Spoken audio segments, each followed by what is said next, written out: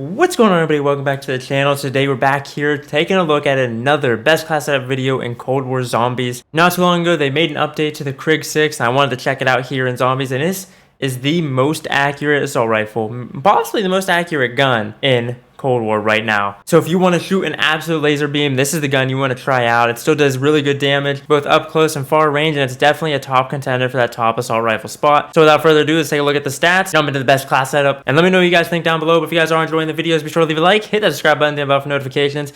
But let's hop right into the video.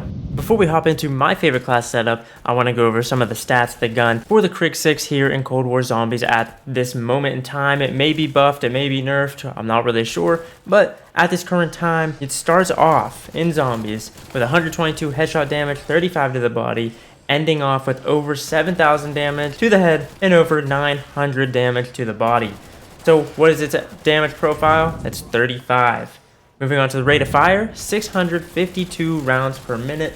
So it is rather on the slower side of the assault rifles, but it still packs a punch because it is such an accurate gun. Therefore, it's a lot more forgiving and a lot easier to keep your shots on target. Bullet velocity is 625 meters per second, which, remembering back to the AK, QBZ, and the XM4, those three guns all have a higher bullet velocity than the KRIG 6. But in playing zombies, the bullet velocity isn't as important because the zombies are going to be pretty close to you rather than farther away. Reload speed for this setup is 1.6 seconds, which is pretty fast and in line with the QBZ class setup, and it has an average movement speed of 10.77 miles per hour. So overall, the rate of fire and bullet velocity is a little bit lower, but it does make up for it with having that higher damage than the QBZ and the XM4, but still below the AK-47. So it's right in that middle ground, but where it really comes into action, where it takes the top tier, is the accuracy. This thing is an absolute laser beam. Highly recommend giving it a try. But these are the stats that are on the gun with my class setup. So if you're running a different class setup and you might see some different stats on your gun, just know that might be the case. These are not the base weapon stats. This is my class setup stats. But guys, the part you've all been waiting for, let's hop straight into the best class.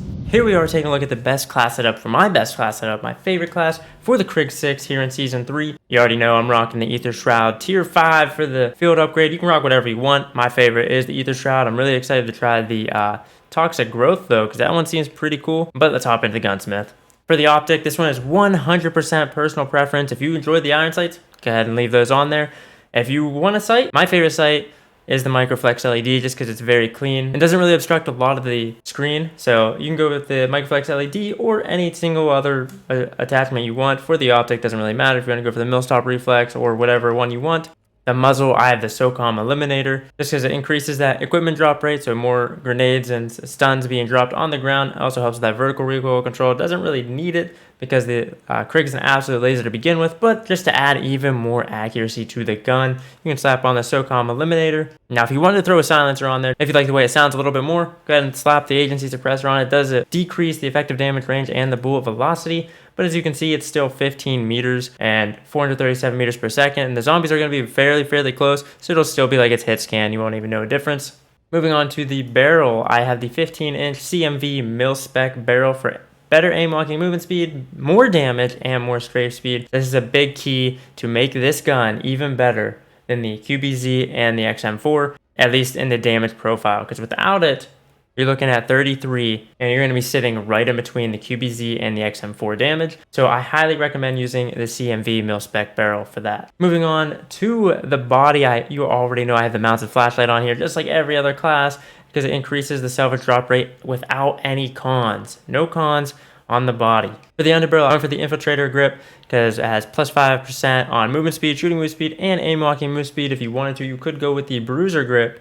That adds 3% to 4 different categories instead of 3, but it's not that much of an increase being 3%, so I went with the 5% here on 3 different categories. Next up, we have the magazine. I went for the Salvo 50-round fast mag, and the only downside here is the aim down sight time, but the zombies aren't shooting back, so it's not that big of a deal, and you're reloading as fast as you can with the most bullets as you can. And then once you pack a punch this gun, you'll get 99 bullets in a clip. I know, Triarch, I don't know why. You just couldn't give us that one extra bullet to hit 100. But once you pack a punch this gun with this magazine on here, you'll be at 99 rounds in a mag. For the handle, I just have the speed tape on here just because it has no cons. Only plus 10% on the aim down sight time. If you wanted to, you could definitely run the Serpent Wrap or the Airborne Elastic Wrap. The Airborne Elastic helps with flinch resistance and aim while going prone, so I probably wouldn't do this one. But if you did want to rock a different wrap or a handle, I would go for the Serpent wrap just because it has that plus 25% aim down sight time to help bring the gun up a little bit faster, but it does have a reduction to sprint to fire time. And I think I'd rather have the sprint to fire time in zombies rather than ADS speed. But again, if you like the way it feels with the Serpent wrap, go ahead, slap that on there. And then lastly, for the stock, I have the Raider stock for better sprint to fire time. So if you did want to throw the Serpent wrap on here for that minus 10, it'll still be okay, because if you throw the Raider stock on, it'll still be plus 20 for the sprint to fire time, and it has better aim walking movement speed. So with this stock, you're moving as fast as you possibly can with the KRIG 6.